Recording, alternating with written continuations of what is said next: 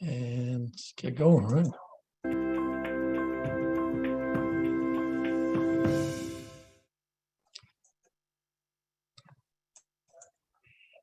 Hi, everyone.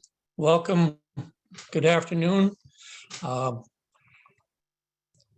Wanted to welcome you to our first of the webinars for home education on behalf of the North Fulton Master Gardeners. My name is George Scesney. I'm going to be teaching this webinar on home composting. A little bit about me. I've been a master gardener in the state of Georgia for 12 years, but I've been doing vegetable gardening and composting basically my entire life. My dad, after World War II and after World War II, was a victory gardener, and he ran had a garden that probably was an acre up just outside of New York City, and that's where I learned to grow vegetables.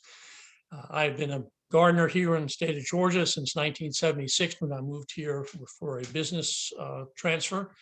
And I do a lot of local vegetable gardening on the grounds of the Chattahoochee Nature Center, my church, the Community Assistance Center up in Roswell, and all of that food we donate to feed local food banks to help feed the local families in need. So we're going to talk a little bit today about composting and why it's so good and how you do it, and actually why it's fairly simple to do. So here's our agenda for today.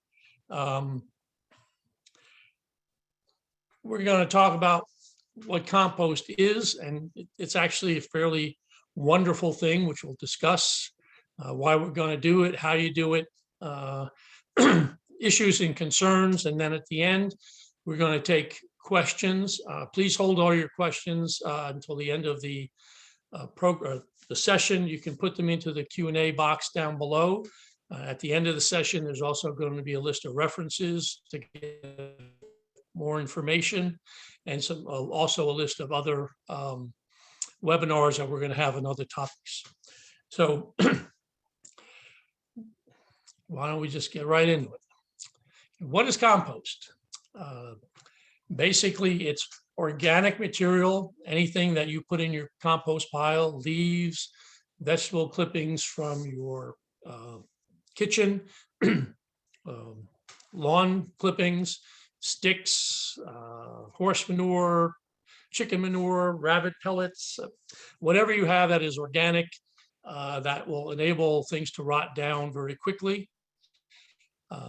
And the whole idea of composting is you're making a smorgasbord, if you will, for microorganisms to break down this material. And most of these are protozoa and bacteria, some fungus, and then there's lots of little crawly things like springtails and beetles. And of course, earthworms love anything organic, and that's what they use to produce their earthworm castings, which, as we all know, are incredible fertilizer. The main thing with compost to remember is that it is essentially microorganism food. It's the organic component of soil, and it's incredibly important. And the reason for that is plants need minerals and other nutrients that they cannot easily get because most of them are locked up in rock. And rock is a very hard thing to weather and to decompose. A little bit of it is done by water and freezing temperatures. You all know that ice can break rock and make it into little pebbles. But what the microorganisms do is when they eat the organic component of soil, they produce very, very diluted acids. And those acids work on that rock material and on other composted material and degrade it to the point where they allow the raw materials in it, the minerals, to come out in solution and be available to new plants to take up in water to grow. So microorganisms are basically the little things that make minerals available to plants. If you don't have compost in your soil, you don't have a lot of microorganisms. You don't have a lot of microorganisms, you don't get good breakdown of the minerals into elemental in elemental conditions that they can be taken up by plants. If that doesn't happen, then your plants don't grow very well, and you don't have the nice healthy produce that you're trying to get, which is the whole reason for growing your own garden. Okay. Compost is probably the easiest way to get your yard trimmings and other stuff into a form that you can work it into the soil very easily. It makes any soil better. I wish I had a block of clay to show you, but if you live in Georgia, you know that basically what we have here is that good real Georgia clay, which during the summer, it hardens like a brick. And in the winter, if it gets too wet, it's squishy and turns into mud. Okay. Clay by itself in its form is like a stack of plates. It's very tight. Little individual pieces of clay stack on each other like this. What compost does, think of it like a pebble in your shoe. You know, it's an irritant. It makes you want to lift your foot. Well, what happens is if you put a little piece of material in between those little pieces, the particles of clay, they open up. And what happens then is water can come in and out of your soil very easily. There's air in there, and believe it or not, air is absorbed or taken up by the roots of plants. The air is not just exchanged by the leaves, it's also exchanged by the roots. And a lot of the carbon dioxide also gets transferred that way. So you get an opening by having compost in your soil, which allows water and air to get in there. It allows the organisms to flourish because you're giving them food. You're breaking down the clay and pieces of rock, and it's becoming a nice, soft, delightful medium that all of your plants can grow in that is very beneficial to them. You want to have compost in the soil, and you want to have the soil broken up to the point where it's what we call friable. It's crumbly. When you pick it up, if you pick up good soil, you can squeeze it and it'll make a ball. But then you can take that ball and you can just twist it in your hands like that and it'll just crumble. Kind of think of popcorn, if you will, in a bag. You know how it's so loose and rich and easy to move around. Well, that's what you want to get. You want to go from a block of Georgia clay to this nice, wonderful, dark brown, crumbly, sweet smelling soil.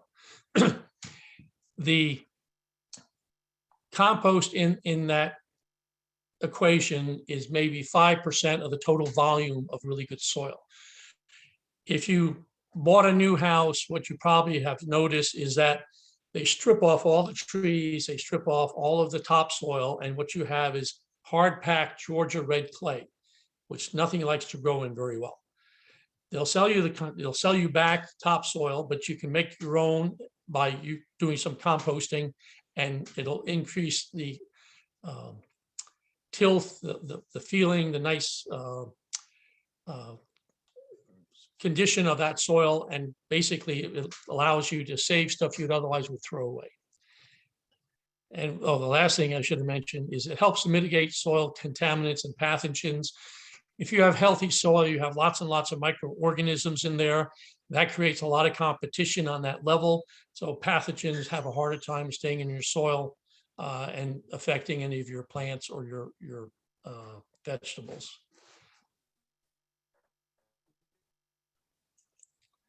Okay. Why compost? Well, obviously it has great mulch values because you can put compost on top of the soil very well. You will save a lot of money and reduce your solid waste. The reason I got into composting many years ago is I really got tired of raking up my leaves on my lawn, and I had a lot of different trees, almost a half an acre. And then I had to rake that all up and I had to put it in those little craft paper bags you buy at the, the box store. And I think those things are 50 or 80 cents a piece. So I was too cheap to buy them and I didn't want to do the work to stuff them. So I started to learn how to compost and it was a lot easier to do. And it was beneficial to my environment. It does reduce methane gas. As you can see, landfills are the largest man-made methane source that there is. So the more that we put into them, the more methane is produced. Newer landfills are designed to capture methane gas. Matter of fact, if you will look at most of the garbage trucks in your city, they all say they're powered by methane gas. That's recovered from the various dumps that have been recently designed. The older ones, where they just piled it up and packed it down, they release methane into the atmosphere very easily. Another reason for compost is because you're improving the looseness of your soil. It allows water to get in there very easily. It allows plants to get water out, and it greatly reduces the ability of clay to hold on to it and make your ground a nice soggy, muddy mess. So you definitely want to have nice, loose topsoil, and the more compost you put into it, the better you're going to have, better that soil is going to be. This is a good picture of what finished compost looks like. Compare this to all the vegetable peelings that you take and put in your compost pile, the leaves that you put in there, maybe small sticks and twigs, the lawn clippings, all that gets eaten up by the microorganisms, and it comes down to this beautiful brown, loose, earthy smelling compost that is a great soil amendment. What it is not is a great fertilizer. Fertilizer, it has a lot more nitrogen and phosphorus in it, and it's basically designed from chemicals. Compost is 1/2, 0.5, 0.5, 0.5 by weight or by volume of the 3 essential minerals that you need: nitrogen, phosphorus, potassium. By comparison, general fertilizer is 10, 10, 10. So you can see it's 20 times better in each of those categories. And that is, or it can be actually designed for whatever your plants are to increase or decrease those numbers. Well, what this does do, what the compost does do, is it allows the microorganisms to generate their acids, to break down the rock, to give you all the other minerals that you need, like calcium, manganese, phosphorus, iodide. There's a whole list. I can't remember them all. And that all comes from little pieces of rock. And that's the key to getting those minerals back in a solution, is the microorganisms that are fed by this compost. Okay, how do we do it? Well, it's actually pretty simple. As you can see here, 6 things: select a site, collect ingredients, make a pile, maintain it, water it, and screen it. If I could give you one little ditty that would tell you about composting, it would be this, and I made this up several years ago. 1 part green, 4 parts brown, mix it together, wet it all down. That's composting in a nutshell. Now, you can speed it up a lot, you can slow it down, you can make it a lot more specific in terms of the minerals that are in it. But we're going to give you now is a good general overview of how to make compost fairly quickly, and that'll be very, very good for all of your plants. Okay, select a site. Sun is better because it keeps the pile hotter. Most of these microorganisms like to have a lot of heat, but it'll also dry out your pile. And like all living things, microorganisms need water. So if your pile dries out, you have to add water more frequently. You need a site with good drainage, because you don't want compost standing in water, then it's going to rot and it's going to smell god awful. You want to get close to water. Obviously, a hose is a lot easier than carrying it in a bucket, but the access to water is a very important part, especially if you're going to do active composting, where you're going to be watering that pile fairly frequently. And then I'm sure a lot of you have HOA regulations. And if you don't, just try to be, in general, be considerate of your neighbors. So if you make a compost pile, try to make it look somewhat pretty or at least tidy. And if you can screen it from direct observation from your neighbors, that's all the better. Okay. Here's what we talked about earlier. You need to collect ingredients. You have browns. Those are basically leaves, very small twigs. You can use animal manure, but it's better if it's very, very old and has been aged a while, especially horse manure. Horses eat hay and they don't digest the hay seeds. So if you use fresh manure in your compost pile and you don't get it hot enough, all of those weed seeds will sprout in your garden or on your lawn or wherever you put that compost later on. So if you're going to use manure, fresh manure, you got to get your pile really hot. The greens, that's basically everything that comes out of your kitchen and lawn clippings. And trust me, you can use pretty much everything that is vegetable oriented coming out of your kitchen. I think there's a slide later that says not to use fats and oils, but we'll talk about that in a minute. Air, like all organisms, microorganisms need to breathe, they need to eat, and they need to have water. So when you make your pile, you make it nice and loose so it gets a lot of airflow through it. And then when you make it, you water it down so it's moist but not soaking wet. And that gives the microorganisms what they need to start eating all this stuff. Okay. The key here, or I should say the key, the main idea is to get a balance between nitrogen, which is found in your greens, and carbon, which is found in your browns. You need to have the right ratio. We'll talk about that in a minute. But you can see here with the browns, very slow to decay on their own. That's why leaves last so long in the forest. The coarser browns, like small twigs, can keep your pile aerated. They tend to come in the fall. They will tie up nitrogen if they're not fully composted. So it's better to compost leaves and just work them into your garden. It gives you more nitrogen for your plants. And since most people get their browns all at once, you may have to stockpile them separately from a compost pile until you have enough of the greens. Greens, very rapid decay because they're full of water. Very bad aeration because they tend to mat down because they get gooey when the water starts to come out of them, and they'll cause a lot of odor. You get them during the summer and the spring or all throughout the year out of your kitchen. These are the nitrogen sources, and if you try to just compost them on their own, what you'll get is a very stinky, gooey mess, which your neighbors will, your neighbors will tell you is not very attractive either to look at or to smell. So the key here is to mix them up and to mix them up in the right proportions. Okay. Here is some other ones, other ingredients that we mixed, or we could mix. Use potting soil, sawdust, wood chips. These are good carbon sources. Wood chips and sawdust take a long time to rot, so don't use a lot of them. Inside products like paper and cardboard. One of the things I use for compost is all of my shredded financial documents. That photocopy paper is it rots very easily. And if you don't want to compost it, it also makes great mulch.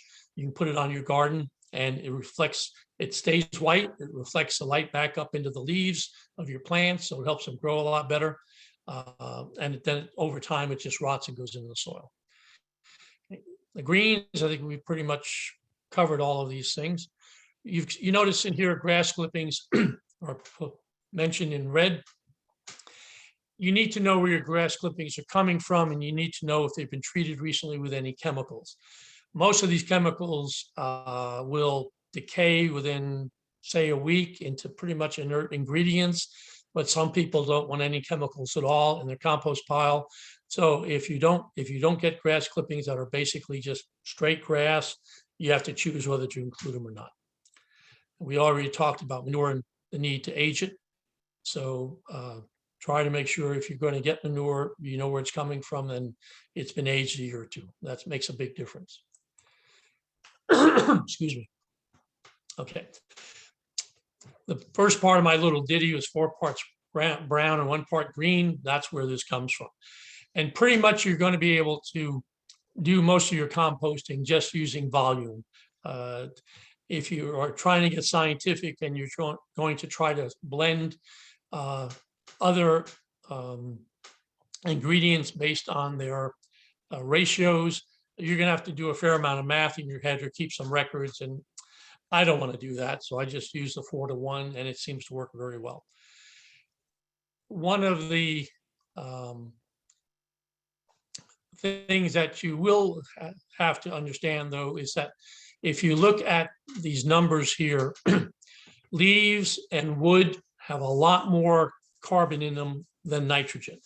So you need to balance those out with kitchen scraps and grass and manure, where you see that the carbon ratios are a lot lower, a lot more nitrogen in them, and you will get much faster decay if you give this pile a lot of nitrogen sources. So when you're putting it together, you know, kind of keep this number in your mind, but 4 parts brown and 1 part green is going to give you a pretty good idea of how to do it with a very easy method to keep track of. Okay, this is the do not list. If you read this, you'll see at the beginning of it, there's a lot of stuff here that is animal products. And basically, those are very hard to compost and take a long time, but more importantly, they will bring scavengers and mainly possums, raccoons, and rats. None of those you really want around. So if you don't put those in your pile, you won't get them. Dairy products, again, are going to attract rodents. Any kind of feces, don't use on the off chance that you're going to have any kind of medical waste included in your compost pile. Obviously, we're not talking there about manure. That's stuff that you can use, especially if it's been aged. Glossy printed material has a lot of ink on it, a lot of filler, which is not really good for the soil, so you shouldn't use them. Disease plants, obviously, you don't want to include disease into your compost pile to reintroduce it into your garden later on. A lot of those diseases will not be killed by the heat generated by a compost pile. Treated wood has chemicals in it, copper and some other ones. I think the earlier ones had arsenic. So don't use any treated wood whatsoever. Also, don't burn it because the smoke can be very, very detrimental to your lungs. Just that's an aside. I think we already talked about horse manure. So make sure that you know where you're getting it and how old it is. Okay. Excuse me. That we talked about grass clippings with the chemicals. Weeds that have gone to seed. Basically, if the seeds have formed, you will introduce all those weeds into your garden or wherever you use the compost, unless your pile gets so hot that it kills them. And that temperature has to be about 160 degrees. And most piles, unless you're pretty good at doing the proportions, you will not get that hot. So any kind of weeds, any kind of disease plants, the best thing to do is put them in plastic bags and put them out with the yard trash and let those go to the dump. Magnolia leaves are very hard to compost, and they also have chemicals in them that the magnolia tree secretes to keep down competition from other trees growing near it. So if you put the leaves in your compost, you're transferring some of those chemicals, and you don't really need to do that.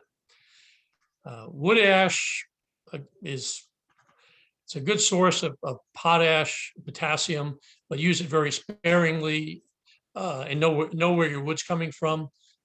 If you don't know where your wood's coming from, we recommend you don't use it. Okay.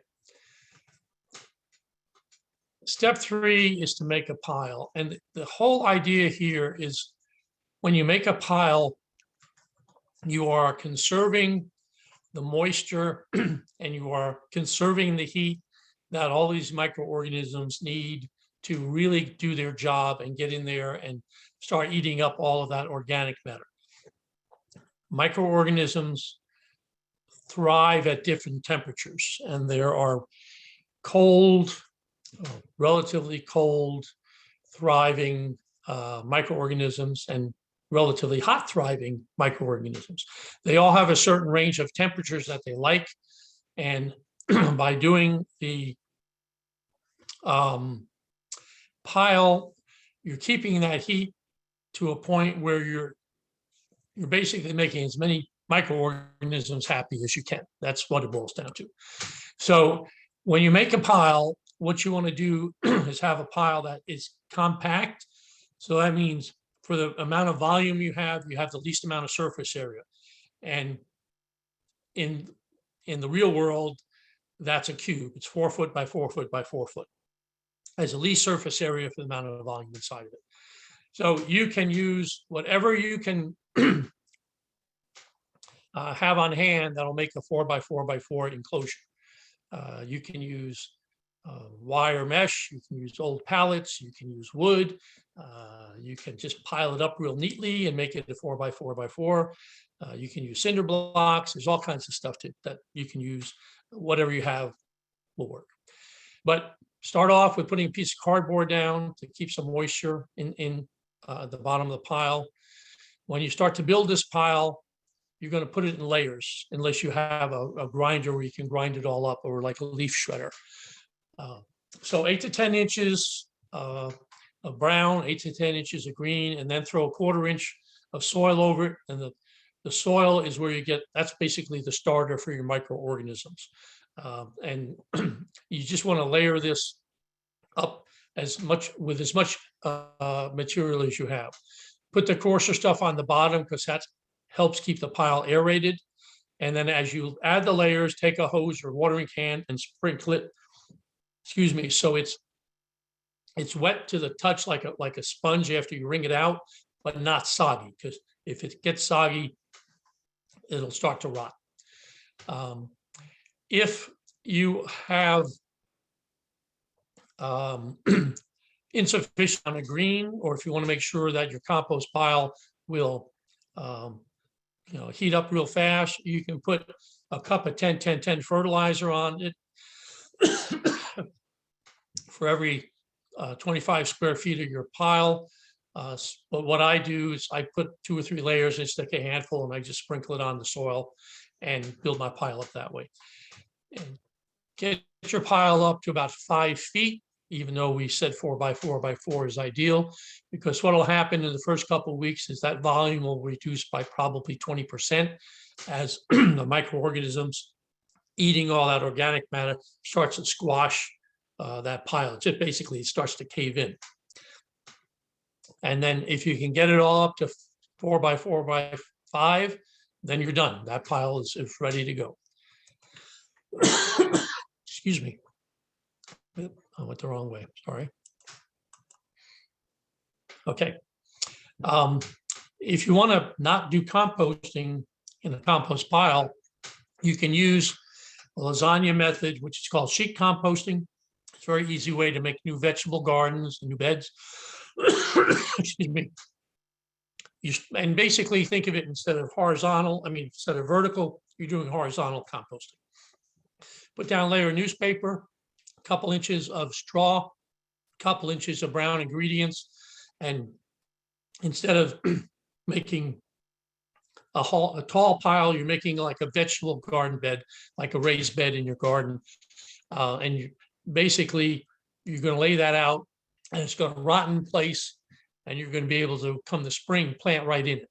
That's the glory of this, because you don't have to move the compost later on. If you like to do it that way, if you have a garden that's already made up that's not being used over the winter, this is a great way to do it. Probably in early spring, you can just start planting your seeds right in there.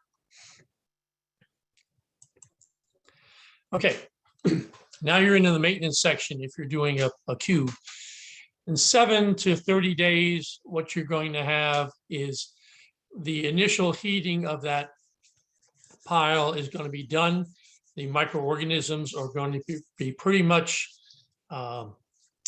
starved from oxygen, and you need to turn your pile. So basically, you can do several things. You can take the enclosure off, set it up right next to the pile, and flip the pile into the enclosure.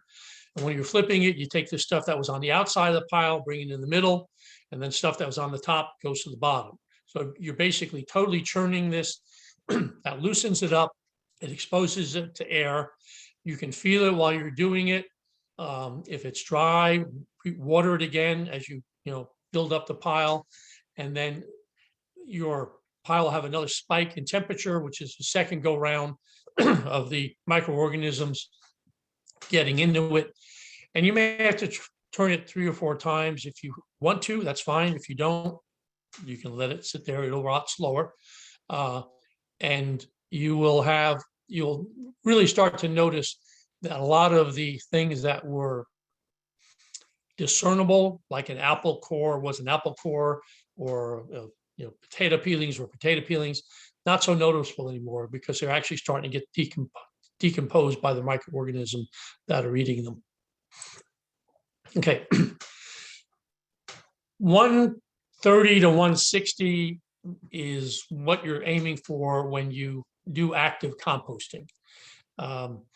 The whole concept of building this pile, doing the layers, fluffing it up by turning it, watering it down, is to get as much activity in there as you can.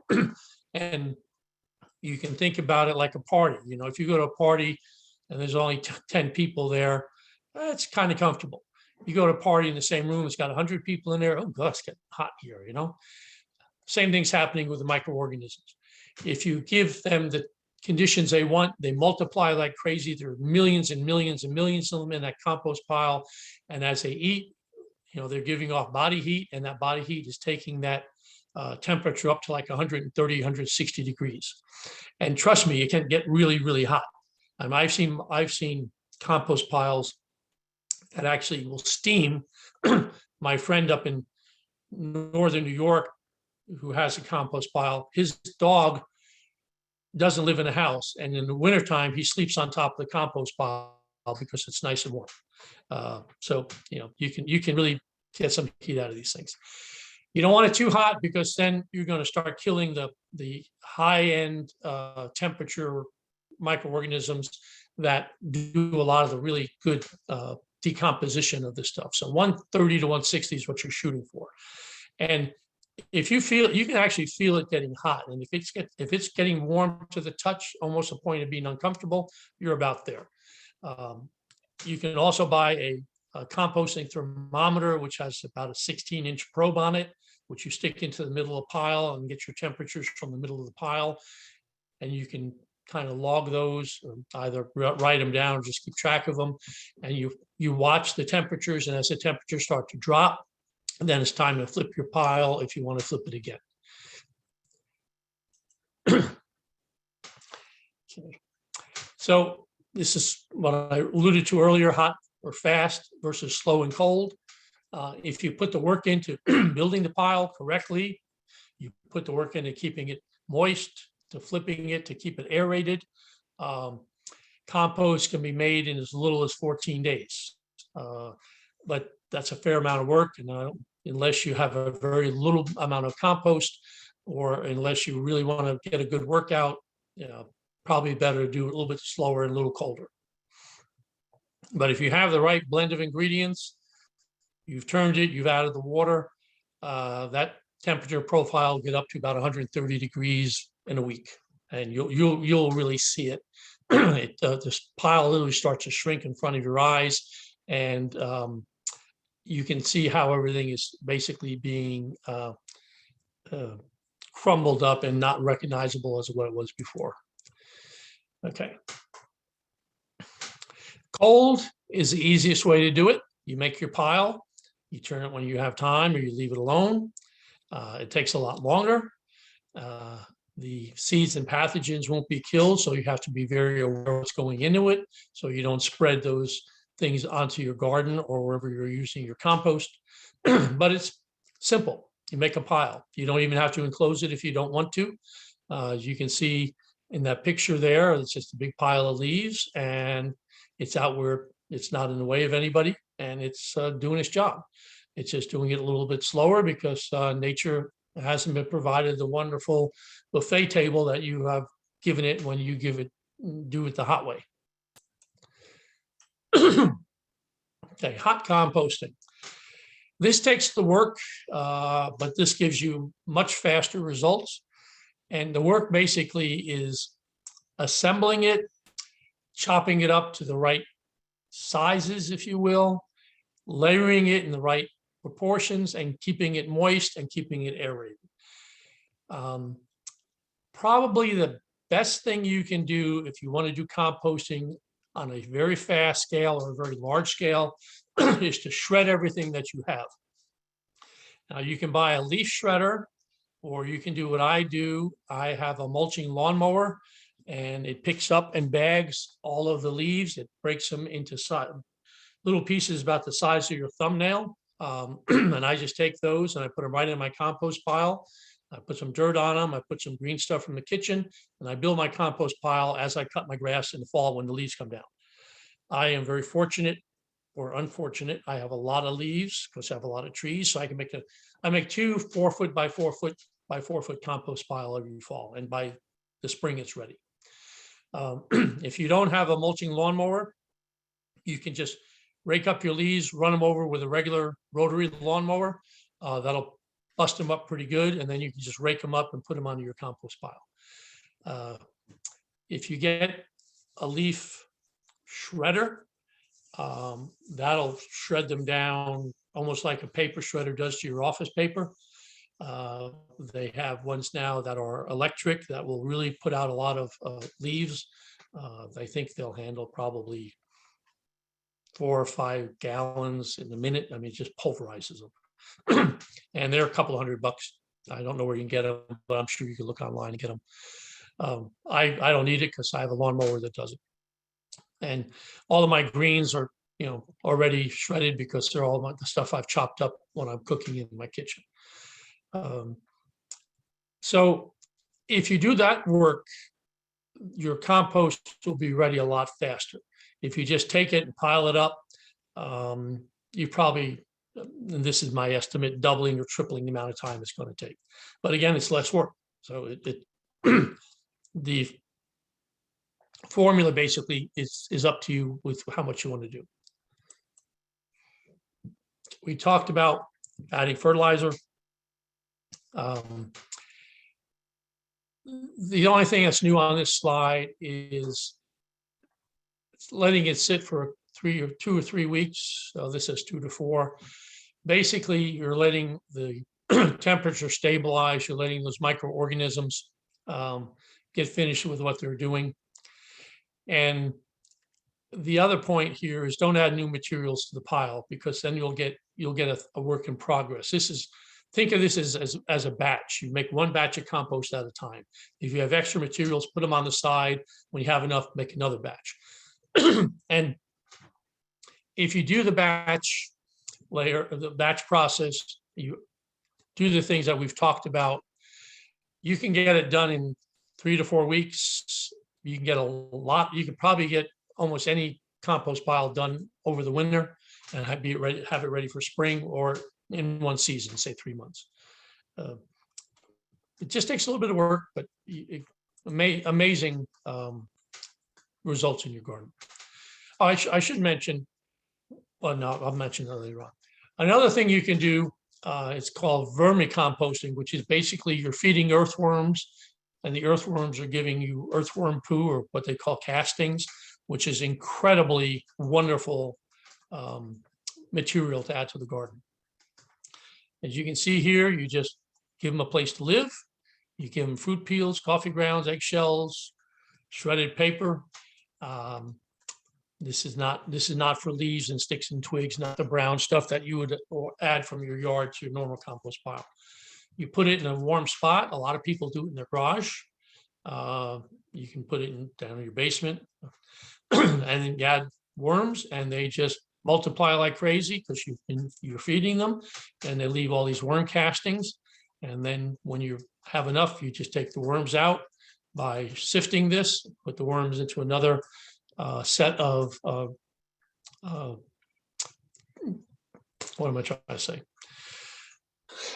Worm food, and then take the other stuff and put it out on your garden.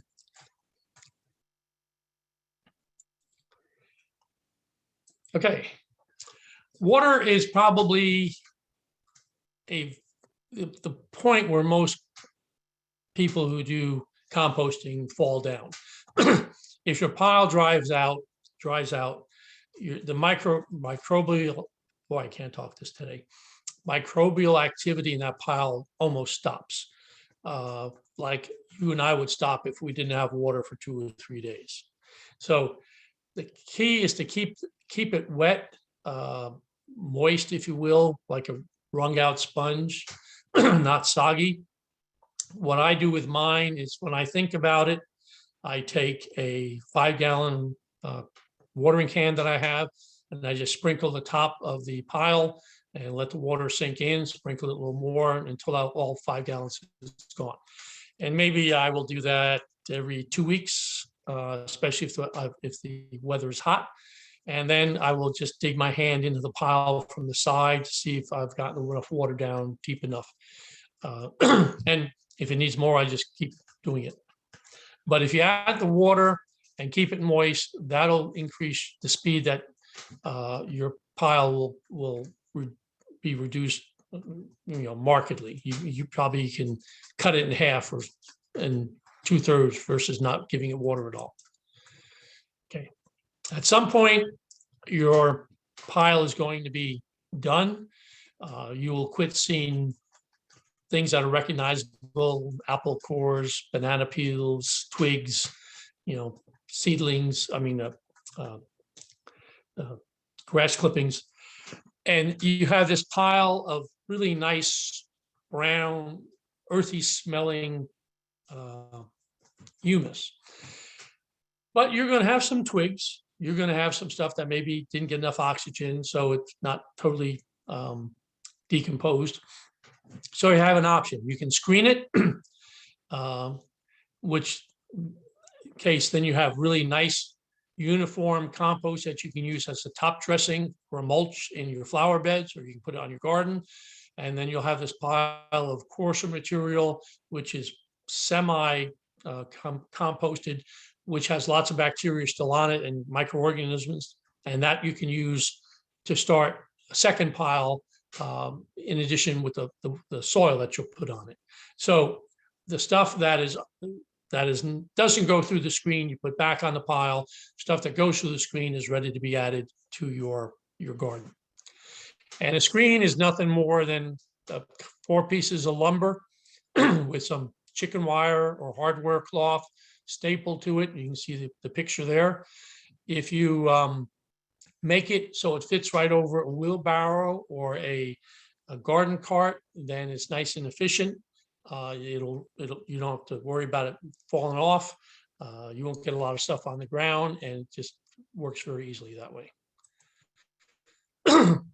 Here you can see some of those twigs, and looks like there's a couple rocks in there and things, and you sift all of that stuff out and put that back on the pile. Now, you don't have to do that. You can bury this stuff in your garden or use it just as it is. It's just going to look a little more unsightly, but it's going to work just as well.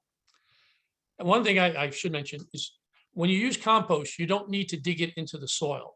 If you are going to be tilling up a new bed and you want to get some organic matter into the soil, fine. If you have an existing garden that has been garden for a couple of years, if you simply put the compost on the surface, the earthworms will come up and eat it and take it back down in the soil when they do their process. So it'll get worked in the soil by earthworms. And trust me, if you have good compost, you will have lots and lots of earthworms. So they will do that hard work for you. Okay, 2x4s is what I use. Put the edges together with galvanized screws. You can use chicken wire. You can use hardware cloth, which is galvanized wire cloth, galvanized wire woven into a screen. You can attach a cloth, the screen any way you want to the 2x4s. You can staple it. You can use nails. You can put another piece of wood over it and screw it down. The whole idea is to just get it made, and it'll work. What I do with mine, I make it very long. I think it's 2 feet by 8 feet. It's a big long strip of hardware cloth, and I set it up on sawhorses that are about the level of my waist. I built them so they have the right height. And when I shovel all the compost into that, I take my pitchfork and I bang the bottom of it. I just bang it like this, and that basically makes the compost jump on the sifter, and it takes all of the stuff through the sifter really quick. And then I just tilt it to one side, and all the stuff runs back into my compost pile. To me, it's very simple, and I have a bunch of square plastic bins underneath, so it all falls right into the bin. And I use those bins, put them up on my wheelbarrow, and move them to where I need them to go. So that part's pretty simple. Okay, tips here. Pretty much what we've talked about. Hotter is faster. Larger pile is better. Chop and shred as much as you can, because the more surface area you have for those microbes to attack, the faster they are going to do it. Add as much organic matter as you can. Keep it aerated by turning it if you want to do that work. Keep it wet by watering it. Shoot for 130 degrees with a compost thermometer, or you can just use your hand. Just put it on top and see if it's getting hotter or colder. And if it's getting real hot, don't touch it too easily, because you might burn yourself. But you'll see that the steam's coming off it. So most of us won't get it up that hot. Okay, composting in containers. These are good. They're expensive, but they're only good if you have a small amount of input to use throw into your composter. If you have shredded paper from your office and your peelings from your kitchen, it's probably good. It'll work out just fine. If you have a whole yard full of lawn clippings and lots of trees giving you leaves, this is not going to do anything near the volume that you need. So much better to do it with a pile. As you can see, this thing is probably 2 feet by 3 feet by 3 feet, maybe. So that's a fourth of a regular 4x4x4 pile. Your neighbors would probably like it better because it won't smell and it'll look very nice, but you'll spend, my guess is $100 for one of those. You can get used pallets for nothing. So it just, again, it's what you want to do. They don't aerate very well, so it'll take a long time, but you're not making a lot of compost, so maybe that's all right. And you can see some pictures here of the wire mesh bin. Basically, you can make a cage to contain your organic matter in a compost out of anything you want. If it's put together so you can disassemble it to move it to the side when you flip it, so much the better. What I take are 4 wooden pallets that I get because I have a place that gives them to me. I put them together on the corners with a coat hanger wire, sorry about that. And then I fill it up, and then when it needs to be flipped, I undo the wire, I move the pallets right next to each other, wire them back together, flip the pile into the new pallet container, and leave it. And that's about as much as I do. And then when it's done, I put it through the sifter like I mentioned, and that's how I use it. You can use a trash can. You can use reinforcing wire. That's the mat they use for driveways, which I think is what that top one is. You can get regular wire fencing. I think it's 1 inch by 3 inch fencing. Whatever that will hold a pile. I mean, you can use a bunch of stones if you want. A lot of people make them out of cinder blocks, because cinder blocks have big holes in them and allows the air to come in. This is a 3-bin setup here. This has been built, purpose built. You can use the first bin to store stuff, and when you have enough, you can start it in the second bin, and then you can flip it into the third bin and allow it to rest and use it.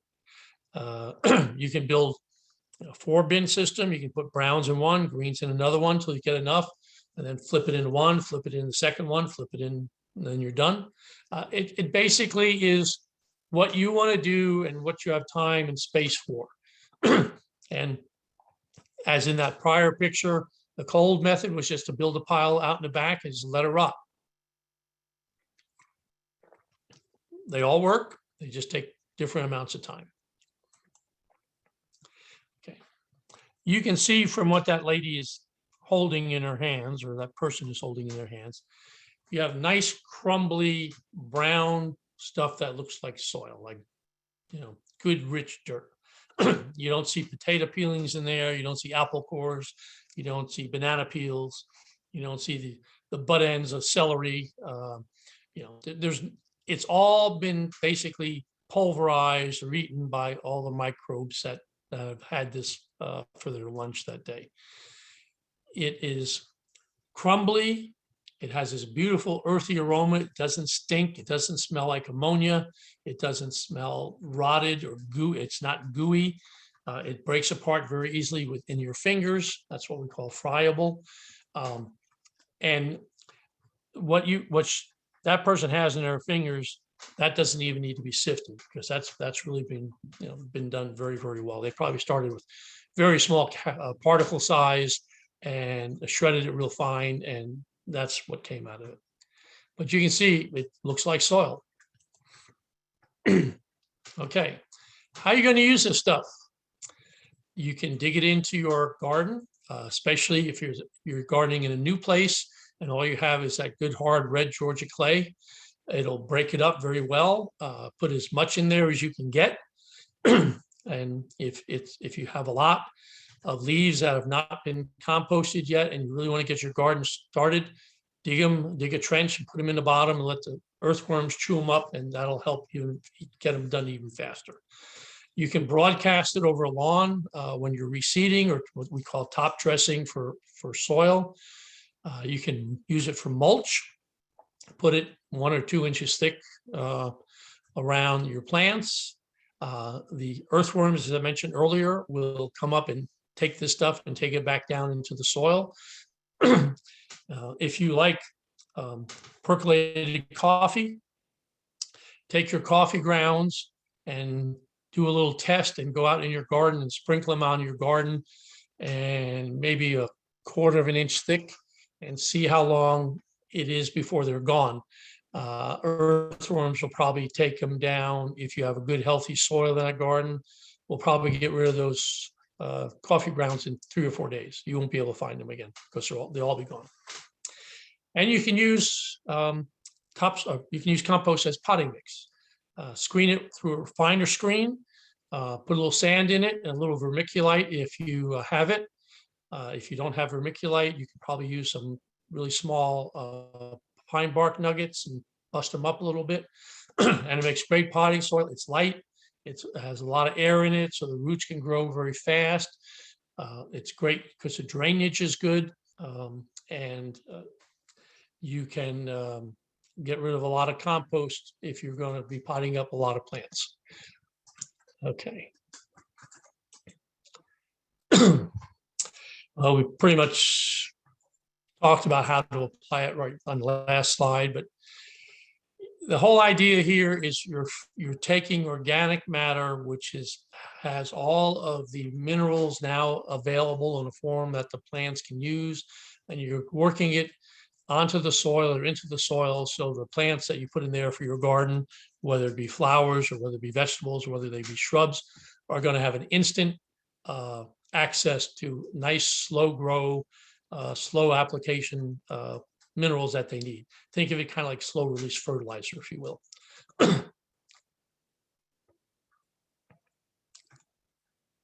Okay. You can see right there a pile of compost that's just been dumped. Probably going to work that in or just spread it out with a hard rake, and that's fine. It'll all start working into soil. Next year, you probably won't be able to find it. Okay, let's talk a little bit about problems with your compost. Most of the problems are that it either stinks or it's got a lot of bugs in it. Odors, if you have an ammonia smell, you basically are losing nitrogen up to the atmosphere because there's too much of it and it's not being used by the microorganisms to break down the brown material. So if you have ammonia smell, you need to add brown materials to your compost mix next time you flip it, or if you want to flip it then. If it's too moist, bust it apart, maybe add some dry material to it, or just aerate it a little bit more to help the moisture get out of it. If it's just doesn't have either an ammonia smell or a wet, rotty smell, it may just need some air. So best thing you can do there is you can just go ahead and turn it, whether or not it's cooled down or not. If you have a lot of ants, a lot of centipedes, your pile's too dry. Basically, what they're doing is making a home in that, like they'd make home in regular soil. So start to turn it, wet it down as you turn it, and they'll all go somewhere else. Excuse me. You see flies or fly larvae, maggots, too much green or it's too wet, or you've got food on top that they have access to. So either bury it in the food in the middle of the pile or flip it and loosen it up and add some brown to it so it dries out a little bit. Rodents, if you have anything on there that they can smell, you're going to have them. So if you're going to be using anything out of the kitchen, make sure you put it way down in the middle of the pile when you build it. If you are going to flip it or turn it rather, make sure anything that is not totally disintegrated that gets thrown back in the middle of the pile. You will find these piles will put out odors, and you will get probably raccoons, but you shouldn't be getting mice or rats unless you're doing something really basically wrong. I have had raccoons. I've never had rats or mice. But raccoons just like people. They like to be around houses. Okay. If we haven't scared you by now into not composting, we'll continue. But if you decide, well, this is too much for me, you can always buy it. And you can see there's all kinds of it made out of cow manure, mushroom castings, worm castings, composted horse manure. You can buy it by the bag, buy as much as you need. It's obviously cheaper to make your own, but if you only have a small garden and you don't have any source of brown, this might be the way to go. And again, you don't have to work it in the soil, just put it on top, because some worms will do that for you. Okay. Additional issues. Wintertime, it's going to slow down. Make your piles bigger if you can. If you use fresh manure, your pile has to get hot, so make sure that it does. If you need to add some nitrogen to it to give it a kickstart, if you have too much brown, save it for next year, and you can start another pile. Okay. Excuse me. I apologize. I was cleaning a house earlier. It's pretty dusty in here. Okay. Resources. All of these are publications from UGA that are available at no charge to you, or you can call up on top, the North Fulton Cooperative Extension helpline. That's direct to our office, and you will talk to a master gardener or the cooperative extension agent, and we will try very hard to answer your questions. And if we can't, we'll tell you we don't know how to do it. There's going to be other classes. There's lots of books on this. You don't need them, but if you want to get them, you can do that.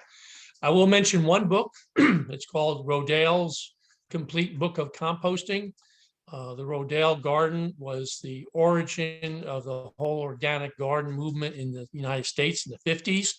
And they have come up with a book that's 700 pages roughly, which has everything you want to know about composting, from home gardening to municipality sized piles. So if you want to get that book, it's $70 used, but if you really are a fan, that's what you got to have. So that's the Bible. And questions. Okay.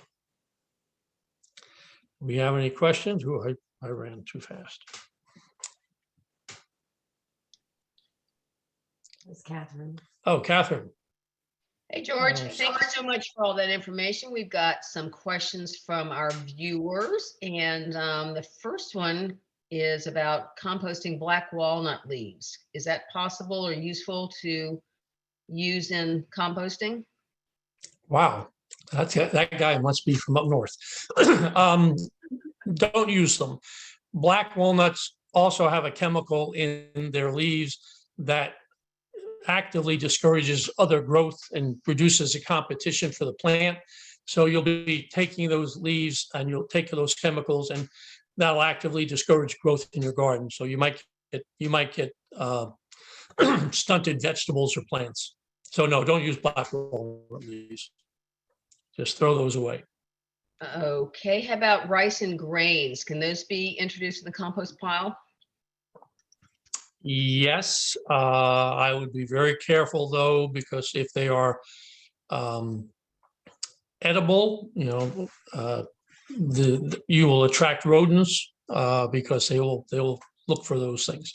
I have used spent grain from a brewery, which smells to high heaven. You need to bury it, but it makes great soil conditioner. Or if you put it in the pile, it will really help aerate it quite a bit. So yes, you can use grains. Okay, how about fruits that have seeds? Is that going to be a problem? No, because a fruit tree, you'll know it as a fruit tree. My guess is those seeds will not germinate. If any kind of heat will probably kill them. How about using an area that's totally shaded? You were talking about how heat is going to increase compost, but if you've only got a totally shaded area, will that work? Yes, what I would recommend is you make your pile as big as you can, and that you make sure it has a lot of nitrogen, so it basically will generate its own heat, and you'll have to do the fast process to get good compost. But if you want to do the slow process, the cold process, just build a pile and forget about it. It'll rot. Okay. We've got a few questions about whether the ink in any kind of shredded documents will harm the soil or harm the plants that the compost is added to. Should that be a concern? If you have newspaper, cardboard, photocopy paper, and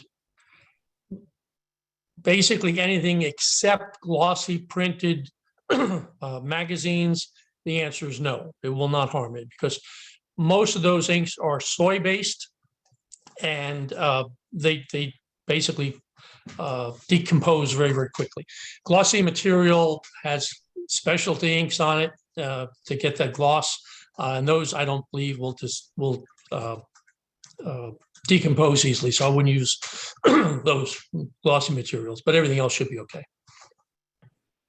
Okay, how about using weeds that are freshly pulled out of the ground, and how will you know if they've gone to seed and whether that's going to be a problem? Well, if they haven't flowered, they haven't gone to seed. If you see weeds and they have a flower, or they have the seed head after the flower has done its job, weeds in and of themselves, they're fine. If they have flowers on them, or they have the seed heads on them, just throw those in the trash, don't compost them. Okay. What about the use of decaf coffee grounds and unbleached filters? Is this also good for a regular compost bin? They're using it for vermicomposting. Yeah, sure. Yeah, that would work fine. All right. What are recommendations for those who have a composting bin? You kind of went over that. Can you go over that again? For using a bin? Well, the bin basically needs to be sized to what you're going to be trying to compost. If you have too much, it won't handle it. It'll just pack in there and you won't get any airflow. I would say if you're going to use a bin, the best kind to get is a tumbler, because as you rotate it, it tumbles and aerates itself. If you're going to use one of the in the top out the bottom bins, what I would recommend is you get yourself a piece of wire and put a little turn on the bottom of it, so it's like a J hook, and go in there and loosen it up on a regular basis. Otherwise, it's very, very slow to compost in one of those things. Okay. Do you use the same 4-to-1 ratio with vermicomposting as regular composting? No, basically you're just throwing in there table scraps and stuff that is food for worms. We're not trying to get the brown green ratio for microorganisms. Worms eat everything, but basically you're just giving them food that you would eat, not twigs and leaves and grass. Okay. Does it matter whether the compost pile is open to the weather or covered with a roof? If you cover it with a roof, you'll divert any rain that might keep it moist. You might need to cover it with a roof or an HOA or something like that through the rules and regulations. But I would say no roof, because if it rains, you want that water to go into the compost pile. And most people will actually take the top of their compost pile and put a shallow depression in it, so the water comes to the middle and goes down into the pile. Okay. Here's another from a listener or viewer. Is there an odor to vermicomposting in the garage? Will this work in a shaded part of the yard? And do you need to turn composting periodically? Don't need to turn it, because the worms do that. If it's outside, spring, summer, and fall, it should be fine. Winter probably needs to be brought inside. I don't remember the first part of that. Is there an odor?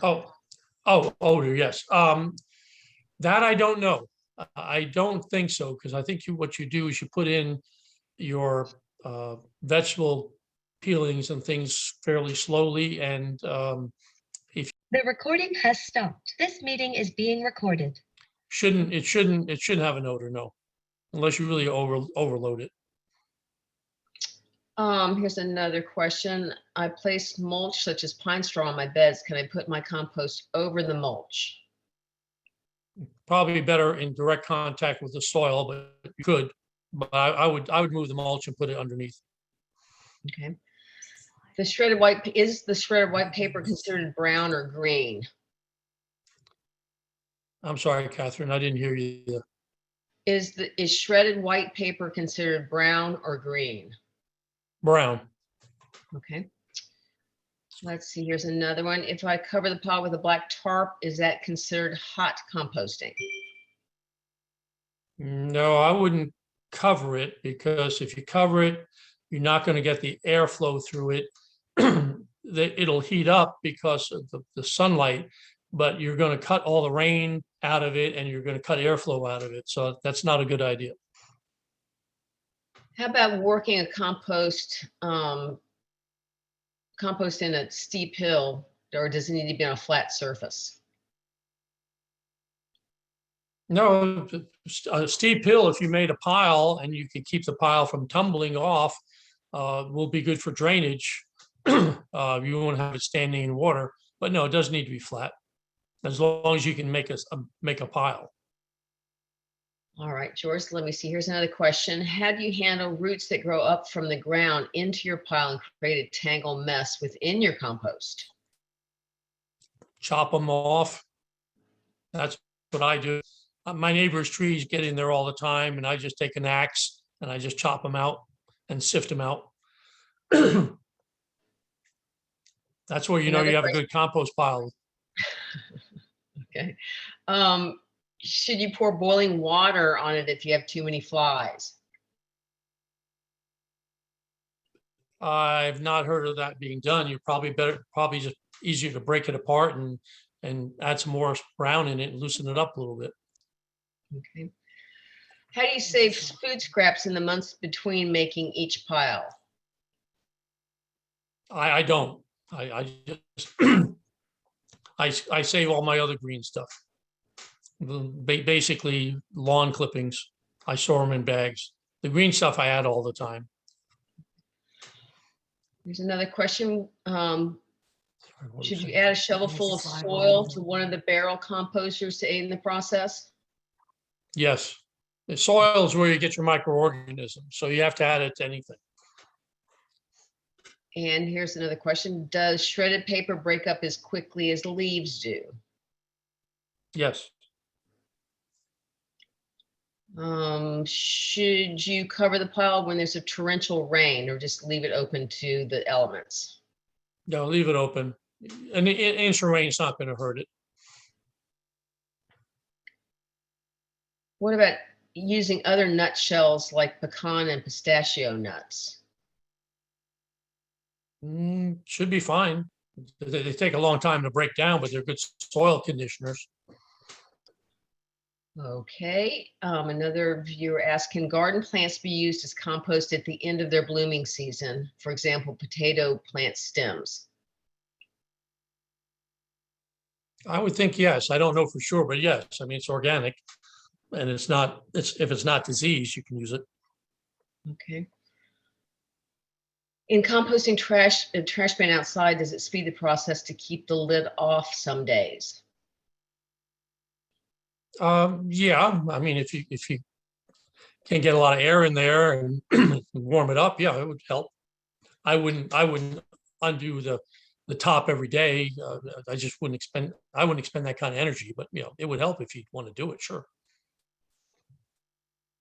Let's see. Do kitchen scraps in the compost attract deer and fox or other animals?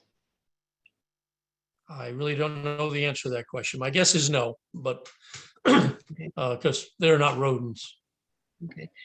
Is it beneficial to blend kitchen scraps before putting them in the compost? By blend, you mean pulverize them in the blender? Yes. Probably, because they'll be even that much smaller in particle size, and you just pour it all over the pile and it'll go right in and get to work. Yeah, I would say that'd be a great idea. Okay, and let's see. Can I put compost all over the grass? Yeah, what we call the same thing as top dressing with topsoil. Put about 1/4 of an inch down, and big piles, and rake it so you have about 1/4 of an inch, and you're basically feeding the soil and feeding the grass. Yes. Okay, and the last question is, my tumbler compost is not breaking down well. Do you recommend I switch that to a large pile and layer in brown? If it's not breaking down well, I would have to look at how much he's putting into it, whether he's got enough nitrogen in there, enough greens. But if it's not breaking down well, and if you can't correct whatever the inputs are to make it work better, I would say yes. I would go to cold composting, make it into a pile, and just let it rot on its own. But you should be able to adjust the inputs so that would work very, very well. Because tumbler composters can make compost in a week or 14 days. And the last question I see is, if we have loads of greens but not enough browns, should we switch to vermicomposting? I currently have a container. My primary goal is to reduce my waste going to landfill, and I'm okay not producing a lot of compost. Well, if he's got lots of greens and he has a space for vermiculture, yeah, that would be probably a better idea. Okay. All right. Thanks. Those are all the questions I have for you. Verbally thank our promotional partners. Oh, okay. I just on the screen as our partners, you can see we have lots of help putting these webinars. I hope you've enjoyed this session. I hope that you'll tune in for other sessions later on this year, because we have lots of other topics that we do.